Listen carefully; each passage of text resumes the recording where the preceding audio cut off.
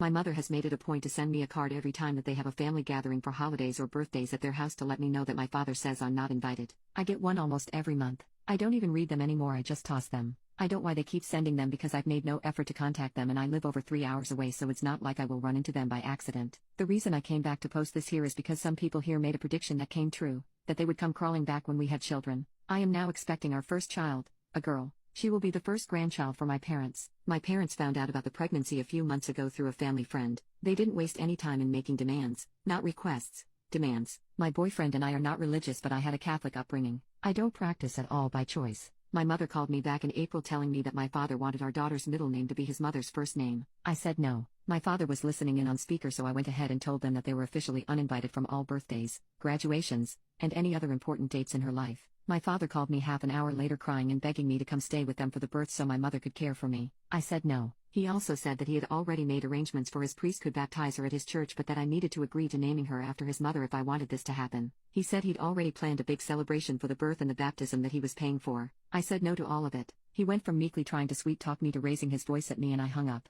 He called a couple of more times to apologize for losing his temper and again begged me to reconsider giving birth at a hospital near them so they could visit us. He denied having any knowledge of my mother sending me cards to uninvite us to any family functions and even said that he specifically asked her to invite us, but he was told I declined every time. He lets my mom do the dirty work so he can later hide behind her and deny he had any knowledge. He's done this since I was a little girl. He does this every time he wants to drop the hammer on somebody but be the good cop also. He'll never change. He denied having any knowledge of why anybody in the family missed my wedding. I told him our daughter would not be baptized, or Catholic at all. No offense to Catholics. I told him he was too manipulative and controlling and I didn't want my daughter exposed to that. He's too toxic and just venomous. Coincidentally, the day and for several days after that phone call I got tons of calls and emails from my brothers, their wives, my sister, and all my aunts. They all wanted to apologize for missing my wedding, and all had specific excuses and wanted to make plans to be there for my daughter's birth.